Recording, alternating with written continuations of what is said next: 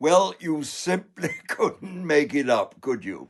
It was the most phenomenal first day's cricket there can ever have been in any test match. And test match history goes back to the 1880s. So quite phenomenal. England won the toss. They batted first, a brave decision by Stokes. They were bowled out for 172, and it looked really so catastrophically, from England's point of view, so catastrophically Australia's day, it was hardly true. But what happened then?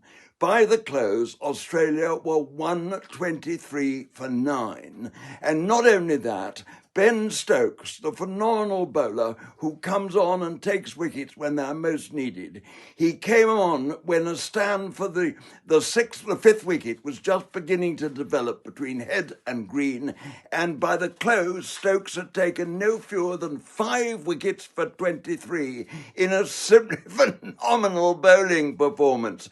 I mean, well, what can you say? England won the toss. The pitch, there was a little bit of grass on it, a little bit of moisture, and a lot of pace. The ball did move around. England collapsed, and Mitchell Starc took 7 for 58, the only surviving member of the really good 3 Australian fast bowlers, because Hazelwood and Cummins were injured. He took 7 for 58, his best test figures ever, and he's taken his tally of wickets against England to 104. The batsman. Well, Harry Brook got to the 50s. He made 52. Ollie Pope made 46. They put on 55 for the third wicket, a fine stand and the biggest stand of the day. Otherwise, Jamie Smith a good 33 and Ben Duckett 21. But 172 was really not a very good score. It was 100 runs short at least. Then Australia started batting. Well, it was extraordinary. Stokes' wonderful performance as a captain enabled him to lift the England spirit so much. They came out, Jofra Archer and Gus Atkinson bowled the first 4 overs together, and they bowled magnificently. Archer took a couple of wickets, and then Cass came on. He took 2 wickets, and it just went from one thing to another. And then the danger man at that point was when the third wicket got to get wet. The danger man at that point was Smith. He came in number 3. Khawaja was unable to open the batting because he'd gone off while fielding and had been off for too long and had to serve a little bit of penalty time in the pavilion before he could bat. The newcomer Weatherall was out to the second ball, LBW to Archer on review. And a very good review by Stokes, and the ball would have hit the middle and leg stumps. So it was very much out. Then a partnership developed between Labuschagne and Smith, 2 vastly experienced players. And that was ended when Archer forced Labuschagne to play on. And then Cass took over from Archer and had Smith very well caught by Harry Brook low down at second slip. And that was the wicket England wanted. Smith made 17, didn't look comfortable, was hit a couple of really painful blows on the elbow, which won't have done him any good at all. And after he had gone, more wickets fell, and then when 4 were down, Green and Head came together, and after an anxious start, they began to bat pretty well.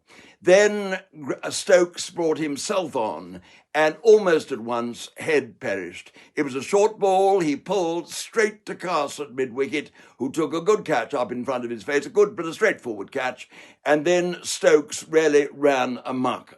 There was some good batting by Carey, and he was partnered by Mitchell Starc for a time, but then Stokes accounted for both of them.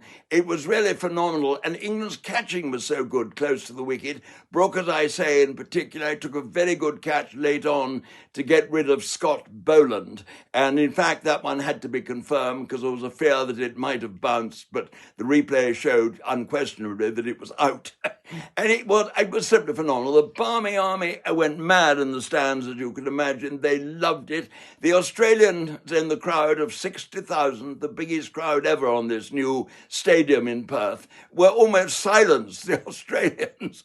I mean, they thought, goodness, England out for 172, this is our day. Well, it was not their day. And in the end, it is England who are in the back seat. If they can knock over Lyon or Doggett, one of the last two, quickly on the second morning, then on a pitch which will have eased, I think undoubtedly it eased by the end of the day, England have got to bat and try and build up a score of around 300 or at least 250.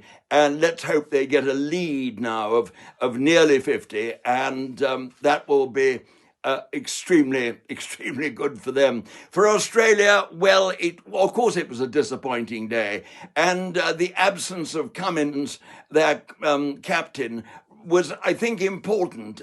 Somehow Cummins has created such a great spirit in this side. And although Smith is an experienced captain, he was under a cloud because of that ball tampering business with David Warner in South Africa back in 2018 when he lost the captaincy. And Australia did not look really quite anything like, I should say, really, as together as England. And this showed very much with their batting, which really was weak and unthinking by Australian standards.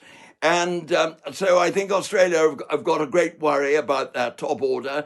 I think Khawaja's days are over. He's 39 now, and I think he showed today that really he's come to the end of the road. Labuschagne has had a very good year in the Sheffield Shield, but he needs to score runs at test level to establish in place, although I think he'll play for a little bit more in this series. And then the bowling. Well, if Hazelwood and Cummins get back, it will be a different kettle of fish, although both are well into their 30s and recovering from injuries, which will take time. But England now in a fantastic position. Can they go on and win this test match? Yes, they jolly well can. And Stokes, the hero, what a fantastic performance. And it's unbelievable, but it does really look this evening, or this evening in Australia, this morning in England, as though England are going to leave Perth one test to the good. An awful lot remains to be done, but my goodness me, everything is in their favour after the first day.